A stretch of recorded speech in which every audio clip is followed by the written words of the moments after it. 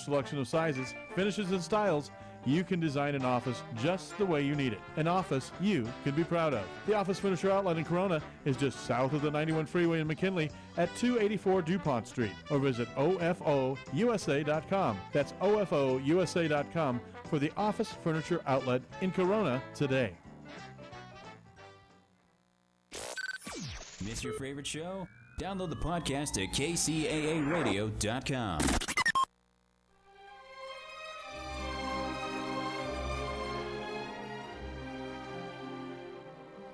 Hey, buddy, I heard the drought's moving in, muscling in on your turf. To make matters worse, the man keeps telling you to limit your spigot. That drought is bad news, no fooling. But me and my boys can help. The Water Boys, on the Waterzone, Thursday nights at 6. We'll help you protect your turf and save water. And hey, don't worry about it. Consider it a gift. Yeah, Louie, you heard the boss. We gotta listen in at 6 p.m. on Thursday nights. Okay, Vinny, you got it.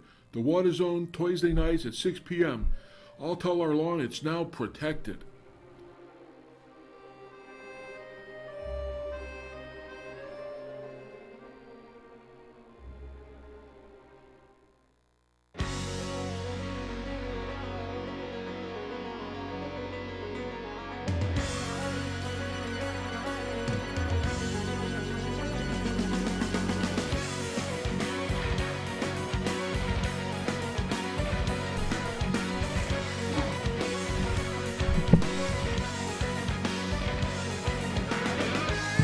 From the NBC News radio broadcasting studios of KCAA, 1050 AM, 102.3 FM, and 106.5 FM, located in beautiful sunny California. Thanks for tuning into the Waterzone Show. I'm Rap Star, along with Mr. Mike Barron, also known around here as Mikeypedia, and together we collectively are known as the Water Boys. Hey, Mike, how you doing this afternoon? Oh, I am doing fantastic. You know, it's been 2 weeks since I had the privilege of sitting next to you and being part of the Waterzone, so I'm excited to be here. Excellent, excellent, excellent. We got a great guest today, and actually we have two, but one's have great guests. One's our standing guest, which is the purveyor of Maven's Notebook, Miss Chris Austin, and then we have another gentleman that we're going to have on, Mr. Jay Lund, and he's from UC Davis.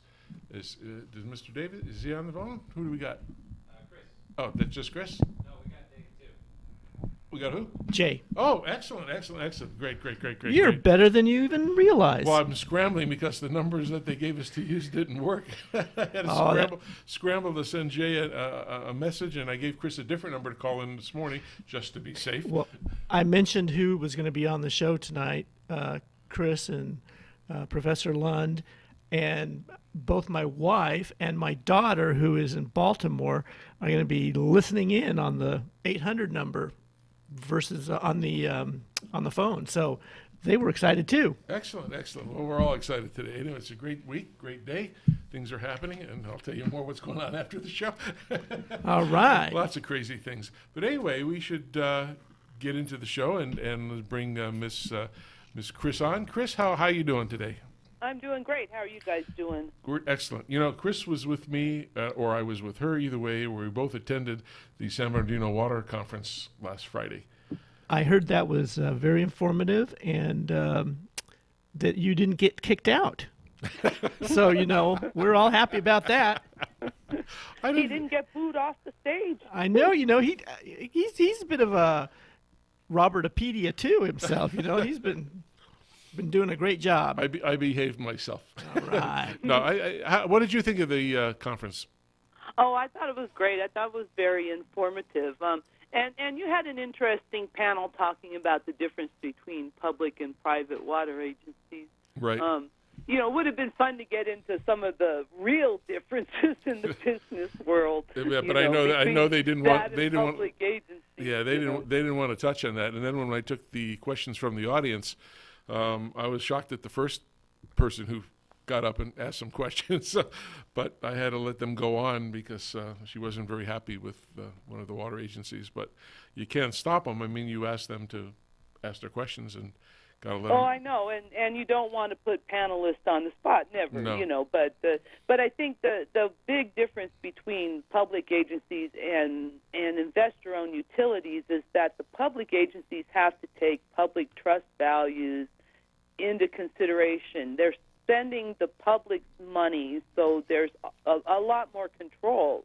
Absolutely. And an investor-owned utility does have some more flexibility. That they're regulated by the PUC, but they don't have to do some of the things that the public utilities have to do. But it's getting the public to understand the difference between the two agencies, because two different types of agencies. No, That's going to be about as easy as helping the public understand why it is in our long-term interest to allow prices of water to rise.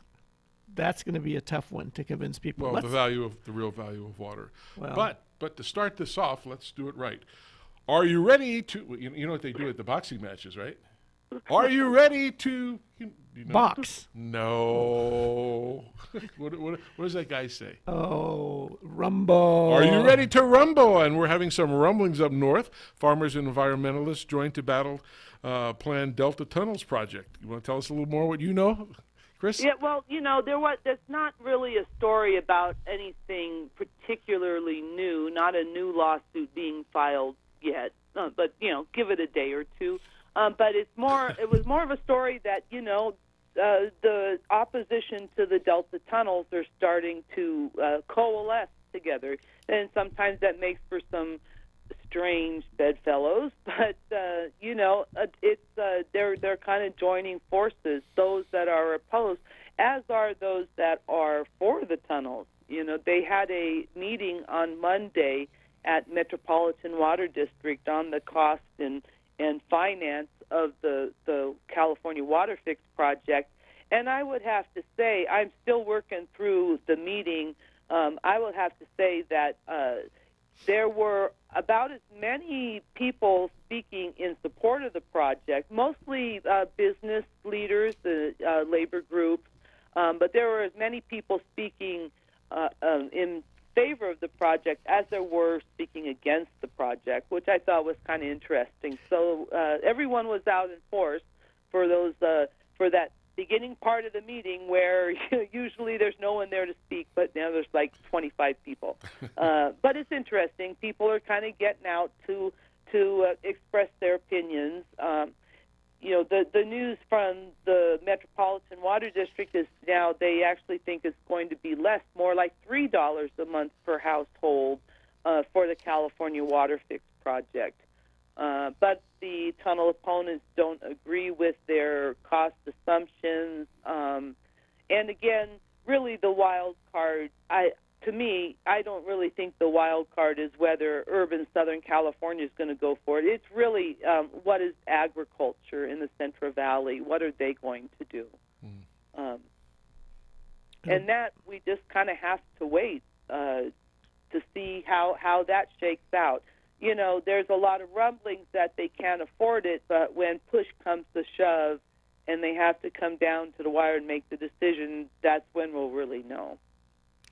Well, it would be interesting to observe how the water agencies that are going to pay for the project get, I guess, stalled by the anti-water fix advocates in court, and whether that will be a 10-year resolution time frame or whether that's going to be a 20-year resolution. But I just know, I think I heard, and our next guest I think is going to be able to clarify exactly how long has this water fix been in development and how many different constituencies have had a chance to participate in drafting or creating, what's being proposed now. So it'll be interesting. Definitely interesting. It's been a long decade, a little decade plus. Also Jay Lund came out, his group came out with it's actually not Jay Lund himself, but his blog, the California Water Blog, came out with a really good post, I think, on Monday on the California Water Fix project, where The writer was Dr. Peter Moyle, who is a highly respected fisheries biologist, and they went through and kind of sussed out the whole California water fix. Would it work, and is it, what happens if it doesn't go through, and what are the other options? And I thought it was a really good, clear way to lay everything out. So you should ask him about that. I'm sure he'd be happy to talk to you more about where they are with that. Well, yeah, that'll be great. Absolutely. So I hear there was a symposium presentation that looked at Governor Brown's administration proposed framework for water conservation.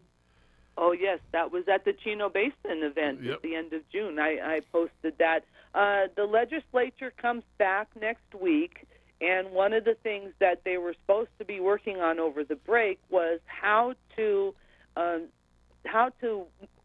enact this framework that the governor, put out, his agencies put out on how to make how to make conservation a California way of life. And mainly what the point of dispute, I guess, is that the state wants to set water use targets for the water agencies to reduce their water use. And they're looking for, instead of like an across-the-board cut, they're sort of proposing, kind of coming up with a water budget, how many gallons people should be using indoors and how many gallons is outdoors. And then they want to set efficiency levels, and then the water districts would have to, enact policies to get to that point.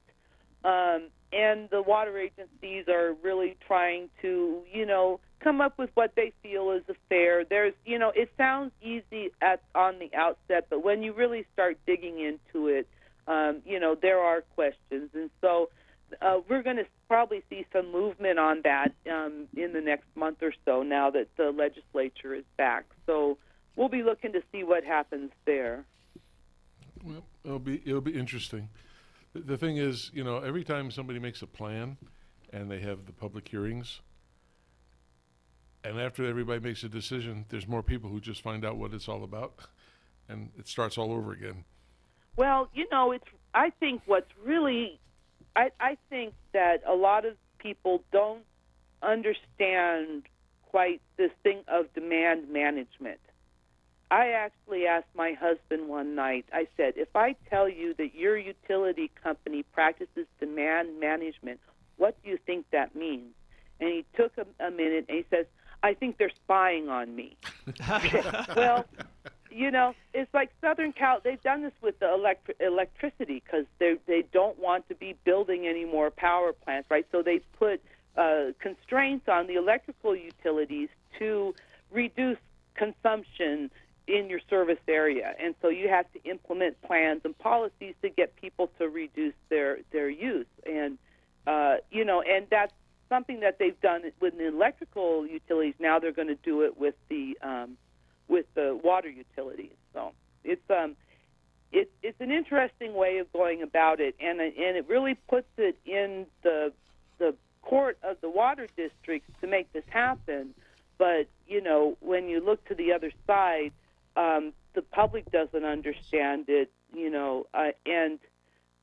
and I don't know how you make customers use less if they don't care that they use as much as they use.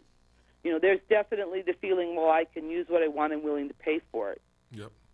I wish we had more time because Chris, we'll save this for next week, and that has to do with Prop 1 funding for watershed rehabilitation. That's something I think that it was at least new to me.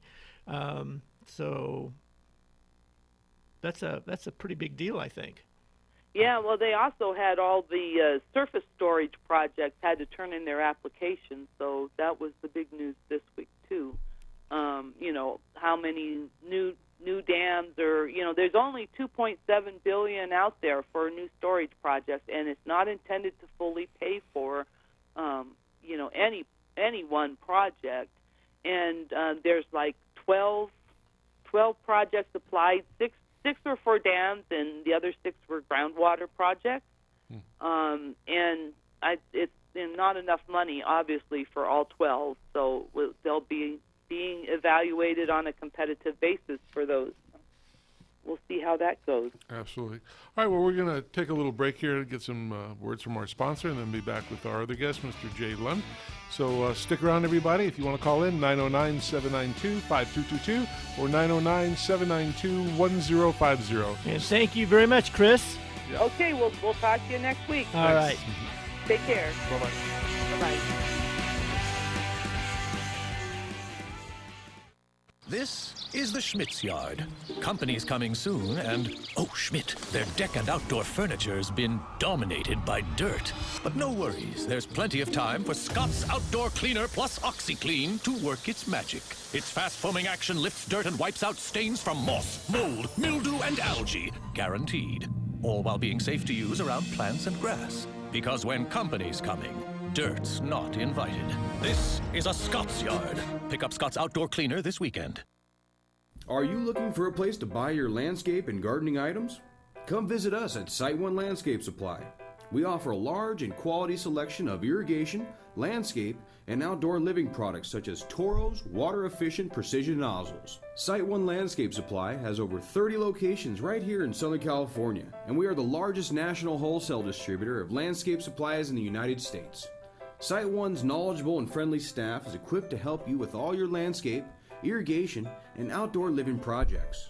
Whether you're redoing your backyard into a drought-tolerant garden or creating a water-efficient landscape for your client, Site One has everything you need, including the latest in water-saving technologies, drought-tolerant plants for your yard, irrigation supplies, fertilizer and weed control products, landscape accessories, hardscape products, outdoor lighting, and much, much more. Visit SiteOne.com to find a store near you or stop by today. Site One. We are stronger together.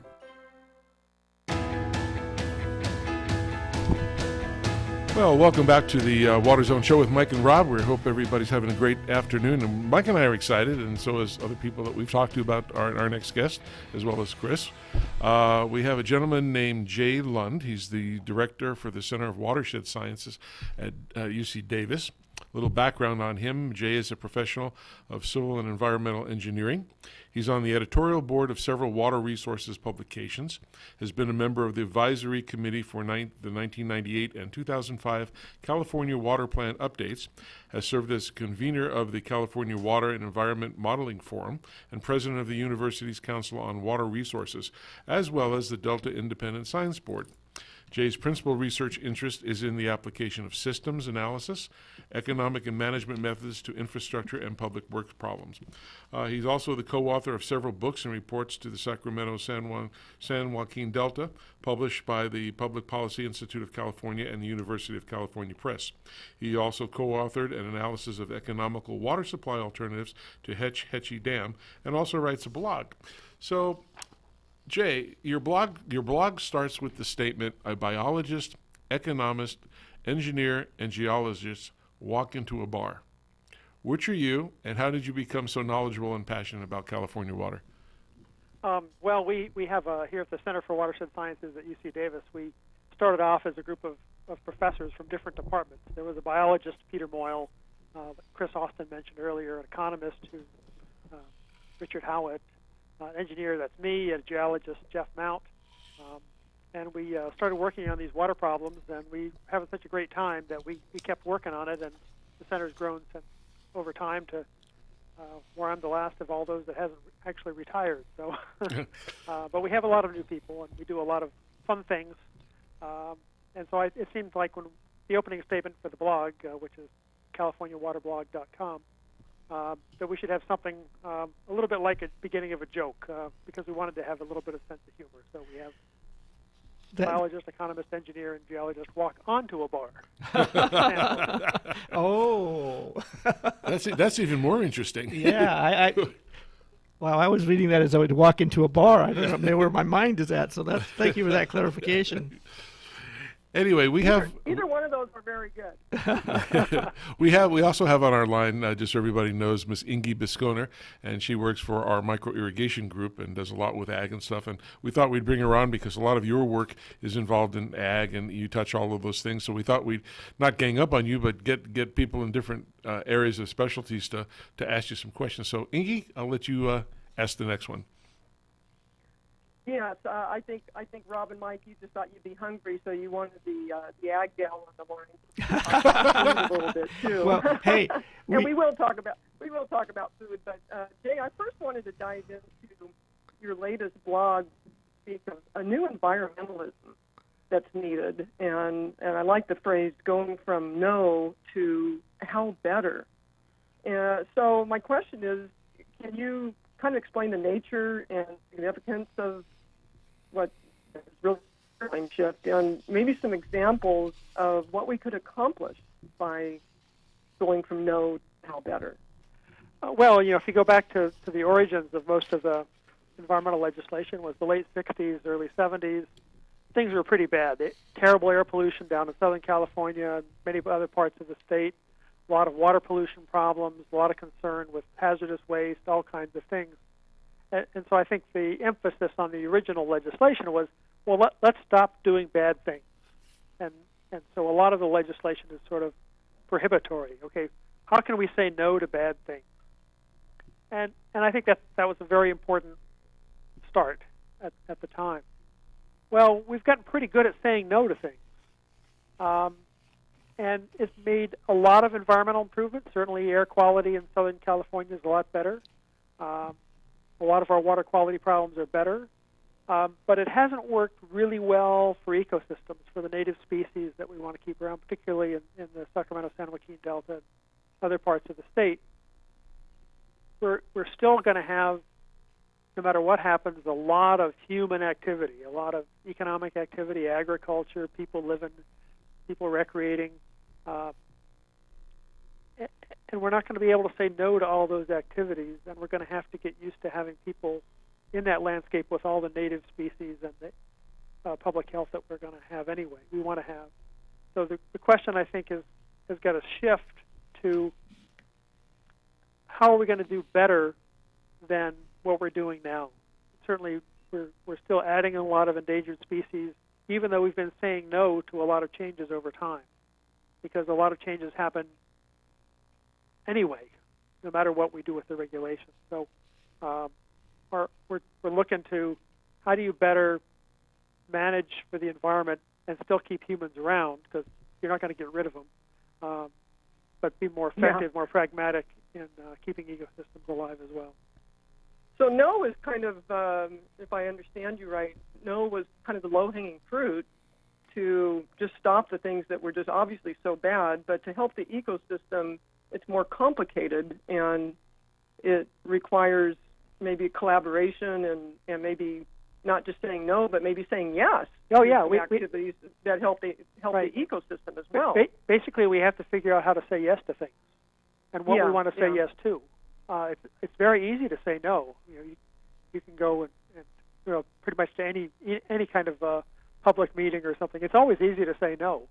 But in order to make progress, you have to find ways to say yes. And I think that's true for environmental progress as well as human progress.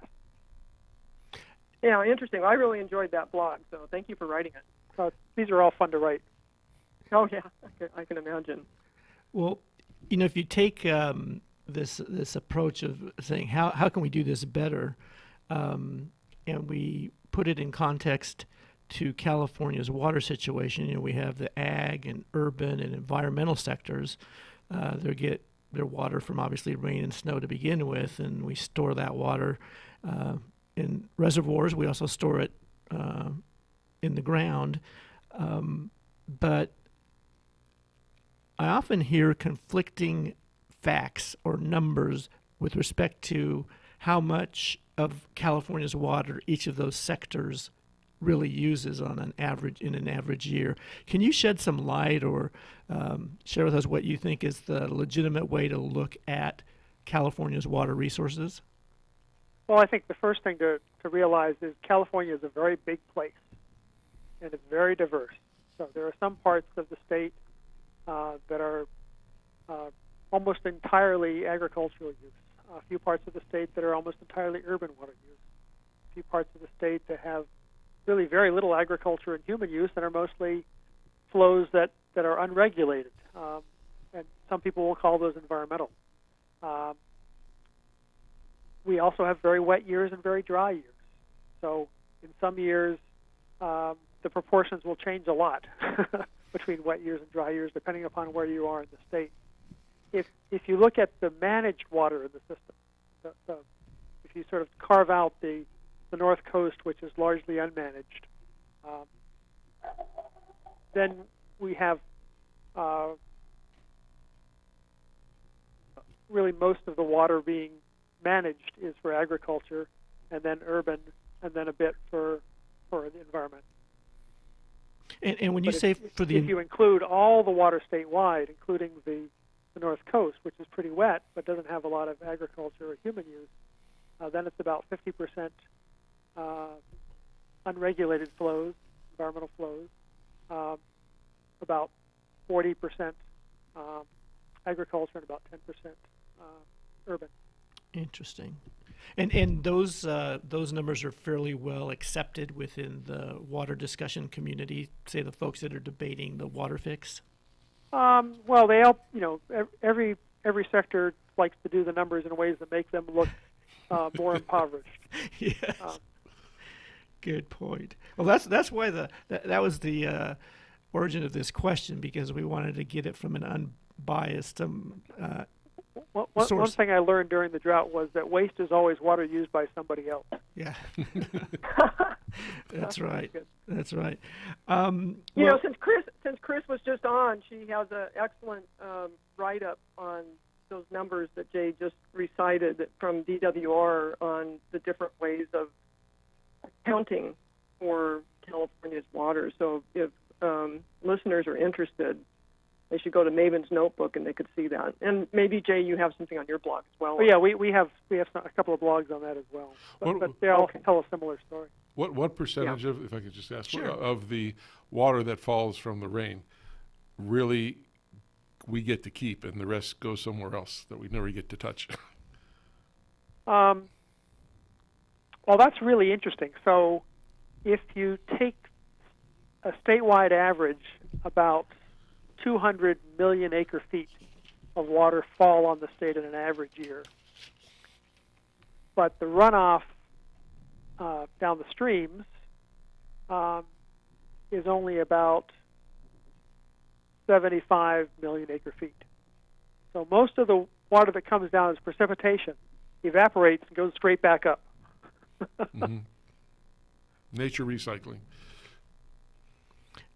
And do you think, just to follow up a little bit on Rob's question, that there is potential to perhaps capture more of this, of the 200 million acre feet that might help resolve some of our water shortages in those dry periods? Well, there have been people talking about that since the 1950s or before, about what could you do to the watersheds to keep more of the water that falls out of the sky as rain or snow. And it's usually pretty expensive. Mm-hmm. So imagine going up to the mountains and cutting down all those trees that evaporate water and pave it so that it all runs off. Okay, that's one way you could do it, but that's pretty expensive and it causes a lot of environmental damage, if you will. Mm-hmm. Mm-hmm. But even recently, this drought has caused people to think a little bit more in the sense that we lost about 100 million trees in this drought up in the forest because it was very dry and very warm for several years, and it caused a lot of bark beetle infestations and diseases. And those trees are not going to come back very fast. It takes 30 years to have a 30-year-old tree.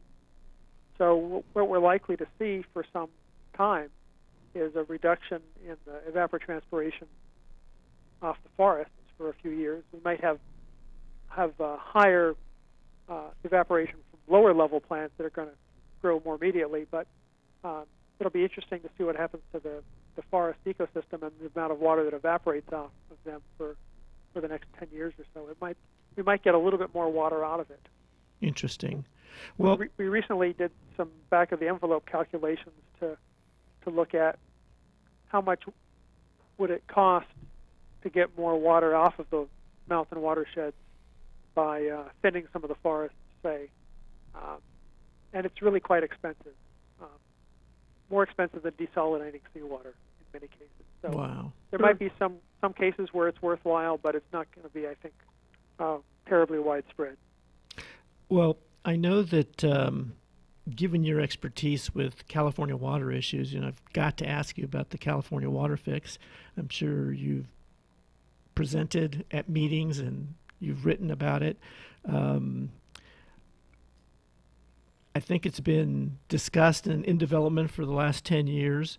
And Governor Brown, at least part of his promotion of it or support of it, is a pro-environment position, that it's an initiative that's going to help protect the environment, whereas some farmers in Northern California and environmentalists are really saying, hey, no, this is the water fix is bad for the environment, and we don't want it to happen.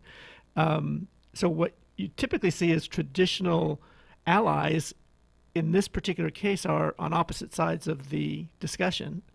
I'm wondering if you could comment on that and what your perspective is. Well, the Delta is one of the major sources of water for the state. It's the major hub for moving water from the northern part of the state, the wetter part of the state, to the drier part of the state, and that includes Southern California. About a third of the water used in Southern California comes out of the Delta, and it includes the San Joaquin Valley, the Central Valley south of the Delta, and it includes a lot of the Bay Area. Actually, cities in the Bay Area get maybe 70% of their water directly or indirectly from the Delta. So it's very important, but at the same time, the lands in the Delta are subsiding. They're getting lower. The sea level is rising, and it's probably going to be rising at a faster rate. So we're going to have more flooding of the Delta, more tendency for salt water to intrude in the Delta, and that's very bad for the water quality that the humans use and that the crops use. And it's going to change the ecosystem quite a bit as well. So we're going to see some big changes in the Delta over the next 50 years, 100 years, certainly, as we have in the past. And we have to be prepared for it if the Delta is going to remain a major source of water supply for much of the state. So is it the water fix idea is to essentially build a couple of tunnels in the northern end of the Delta up in the Sacramento River, lower part of the Sacramento River, and take some of the water that's currently diverted in the south underground and then pick it up south of the Delta. And that'll improve the water quality and the reliability of that water delivery. It won't really expand the total water taken out of the Delta, the total amount of water exported from the Delta very much, if at all. But it should improve the water quality for the human uses, both urban and agricultural. And then on the environmental side, currently what we do is we export all of that water from pumping plants in the southern part of the Delta. And so many of the rivers in the southern part of the Delta and in the central Delta, they essentially flow backwards as the pumps in the southern Delta drag water from the Sacramento River across the Delta down closer to the San Joaquin River. And that running those rivers backwards in the southern part of the central part of the Delta is not very good for the native fish. They're used to rivers flowing out to sea, and instead they're flowing. So would the water would the water fix eliminate that reverse flow problem? The original idea was to have a much larger capacity, which would probably eliminate almost all of that reverse flow. I think the current proposal, which is about half of the original proposal, will substantially reduce those reverse flows, but not entirely eliminate them. There'll be some times when the reverse flows continue, or the current regulation also limits the amount of reverse flow so that it limits the amount of pumping. And Jay, one of the, I might add about the earthquakes, one of the best arguments that I've heard in favor of the tunnel's construction is that it would help us overcome the inevitable earthquake that would taint water for millions and millions of people, millions of acres of farmland. Can you comment on that? Is that I think there is something to that. Yeah. Certainly, if you had a major earthquake and you lost quite a few of those islands, it takes a long time to get the salt back out of the delta, and you might go quite a few months, maybe even more than a year, before you could start exporting or start moving that Sacramento River water across the delta, repairing the islands and having driven the salt back out. I'm a little bit of two minds about it. I think it would be a problem still, but since the recent earthquakes in Napa County, they found that some of the earthquakes attenuate a little faster than they expected for the delta. So maybe the earthquakes are not quite as bad as had been expected earlier. In addition, certainly the cities south of the delta go to a lot of expense to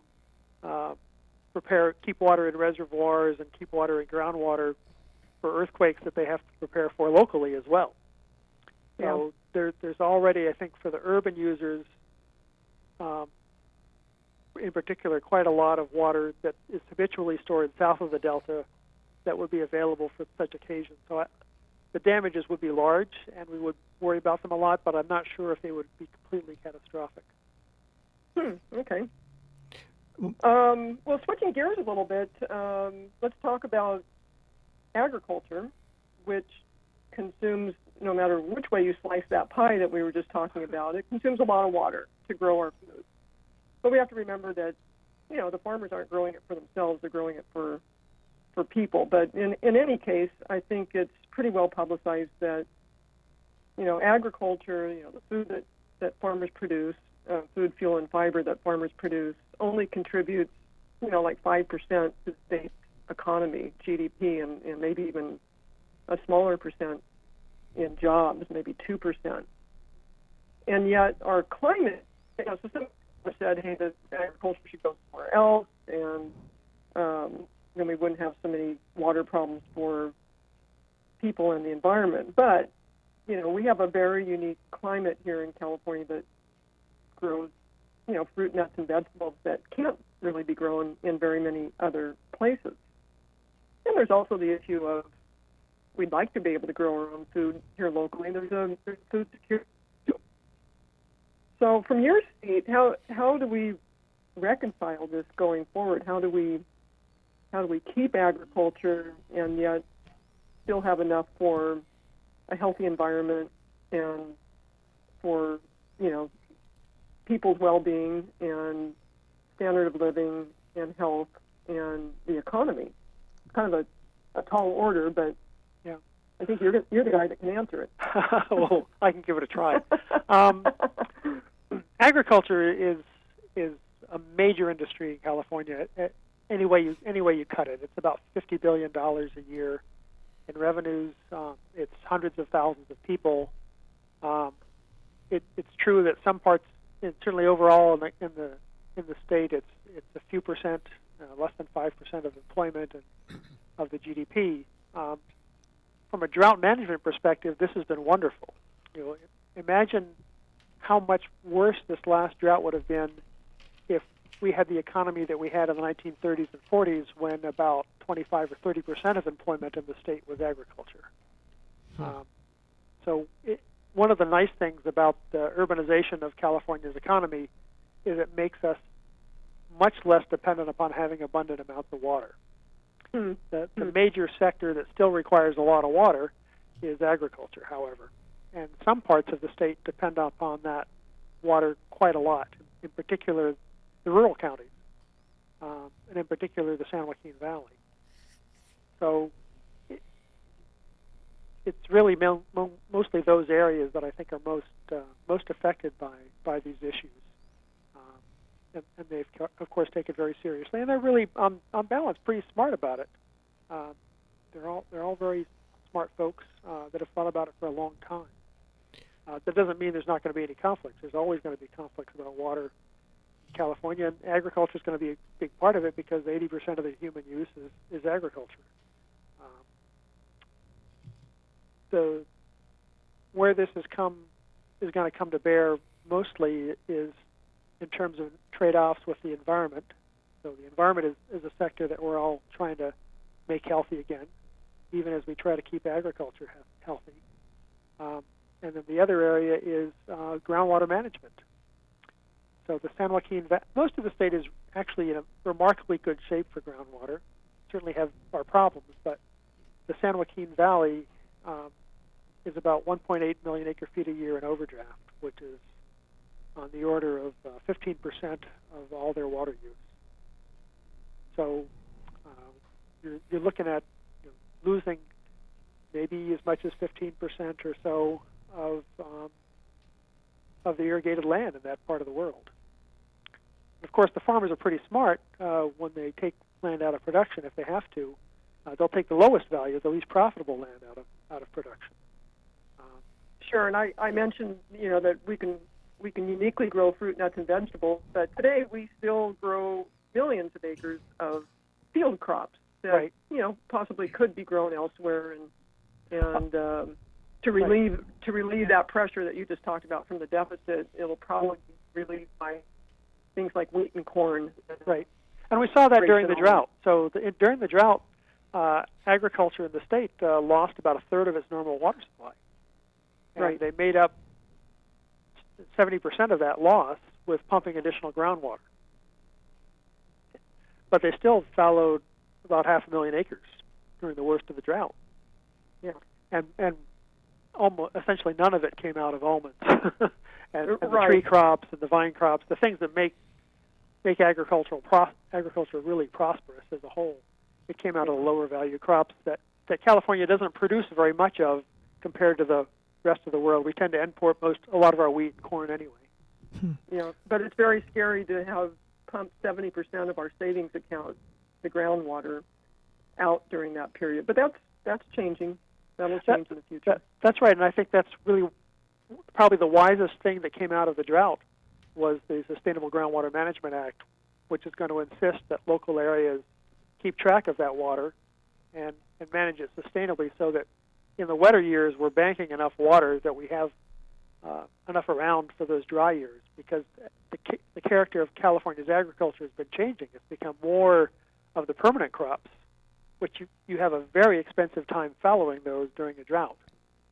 So I think there's a real economic incentive for the farmers now to make sure that Sustainable Groundwater Management Act works so that they have that groundwater available in future droughts.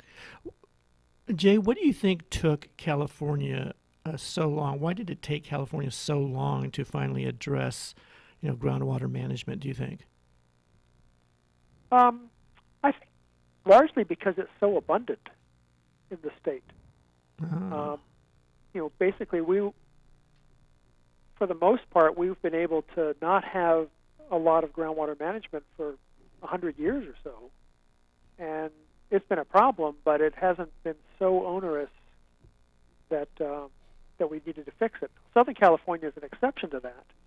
They've adjudicated a lot of their groundwater basins decades ago. It took them a long time.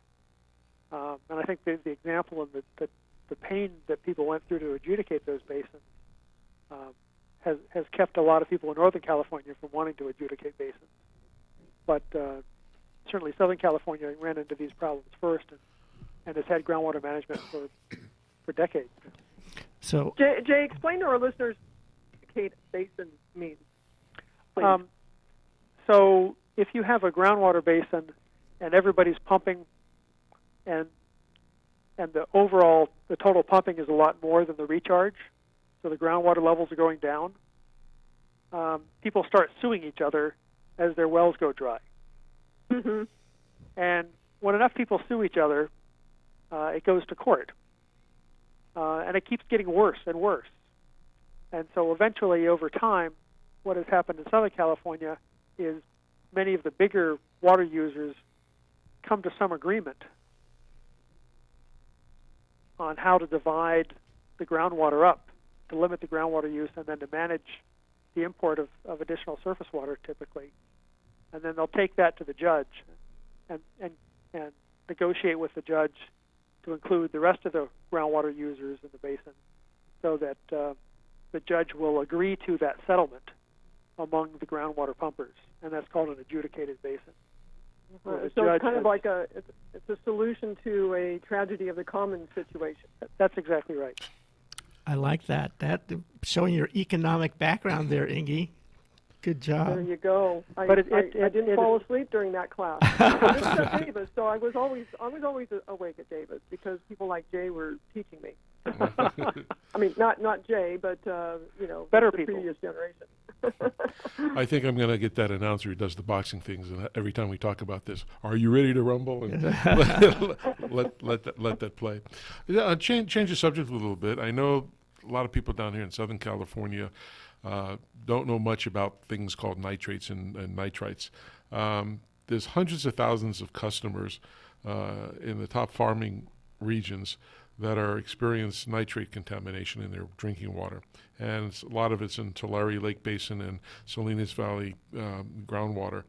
With and the sources of this comes from what I know, various places such as leaching from irrigating crop fields and live stock operations, municipal wastewater, and leaching from turf grass.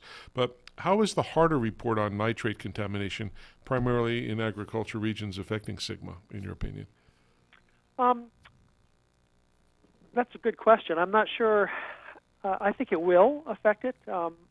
What the major finding of that report was that most of the nitrate that's going into the groundwater basins in the Tulare and Salinas areas is agricultural, either from dairies, manure from dairies, or from excess fertilizer on crops. This is a price we pay for modern agriculture, modern productivity in agriculture. Every part of the world that has modern productive agriculture has nitrate accumulations in their groundwater. So it's not just California; it's everywhere in the world. And the problem is that the nitrate in groundwater, if you drink that water above a certain concentration, it can be very bad for infants. It's an acute problem of blue baby syndrome that the nitrate absorbs the oxygen in the blood more than the red blood cells, and so they're pretty careful about it. For the larger communities, they either drill deeper wells or they treat.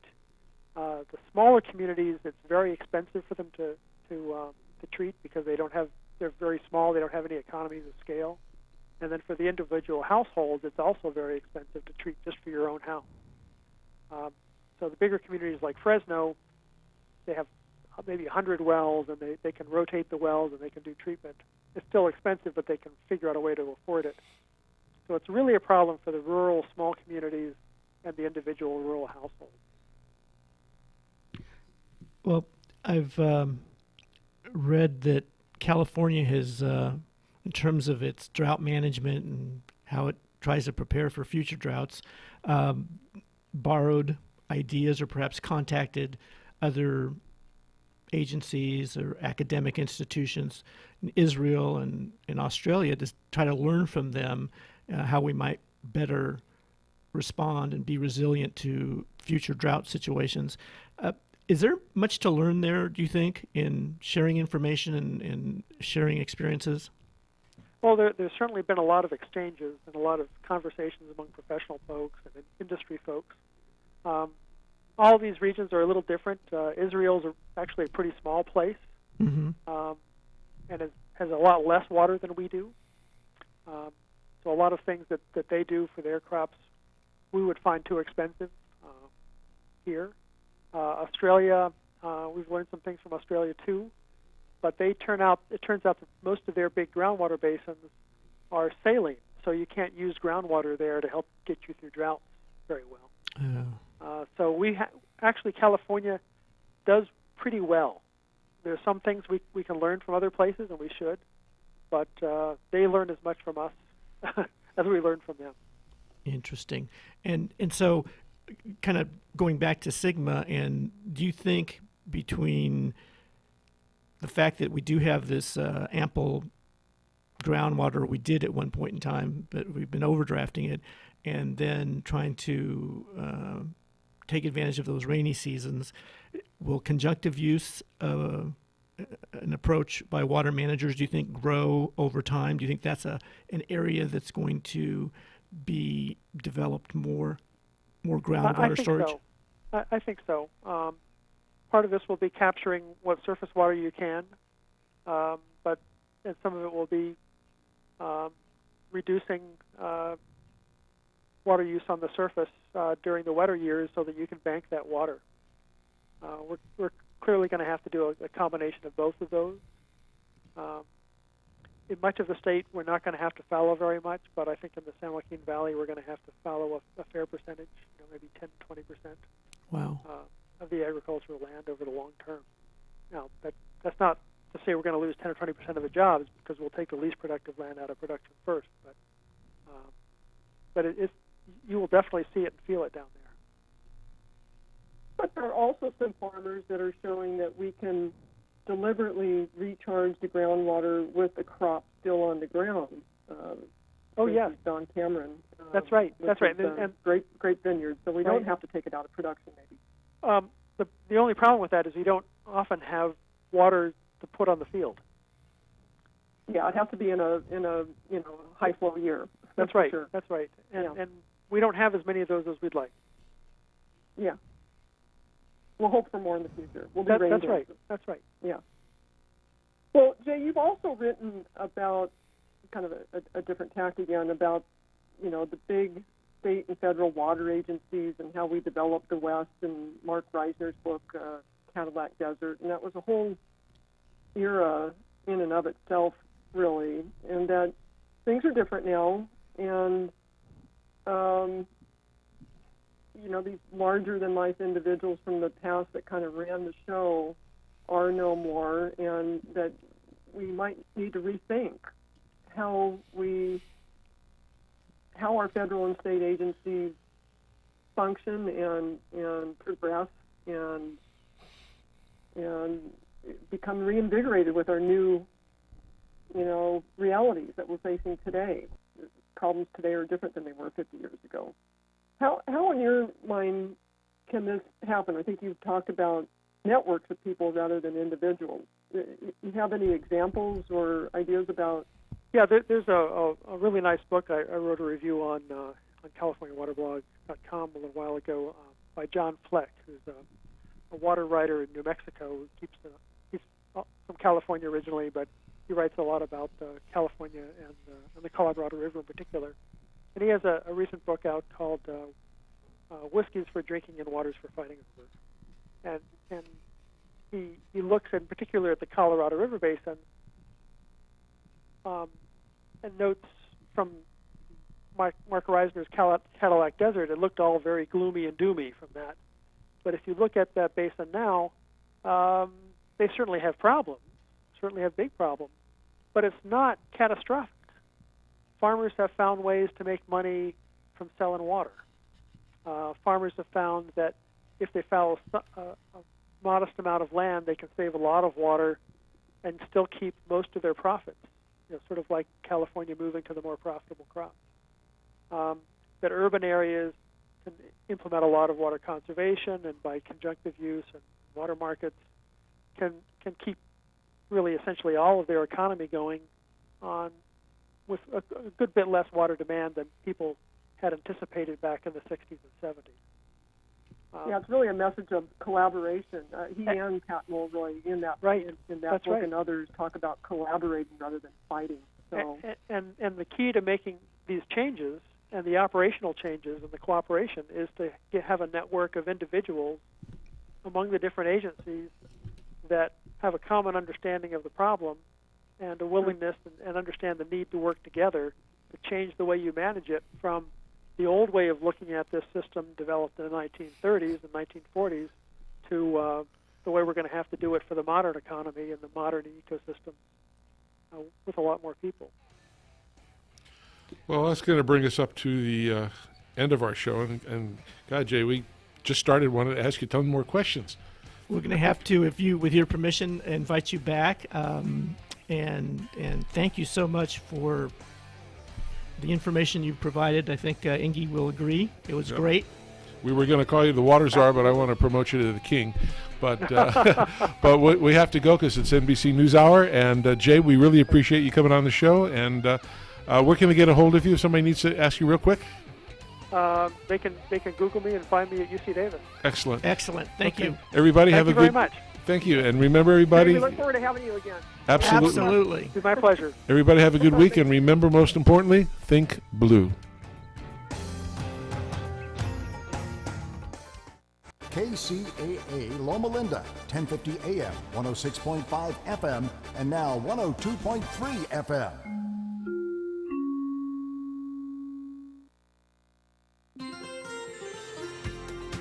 From the KCAA Weather Center, I'm Rod Tanner. For tonight, it'll be clear, low 63. We'll have sunshine Friday with a high of 93. Friday night, it'll be clear, low 64. We'll have a sunny Saturday, our high 93. Saturday night, we'll have some patchy fog. Otherwise, it'll be increasingly cloudy, low 65. We'll have patchy fog well into Sunday morning. Otherwise, cloudy skies will gradually clear with a high of 92. Again, for tonight, it'll be clear with a low 63. We'll have a sunny Friday with a high of 93. That's your weather forecast for this hour from KCAA, 1050 AM. 106.5 FM, and now 102.3 FM, 3-in-1, the trifecta of talk in Southern California.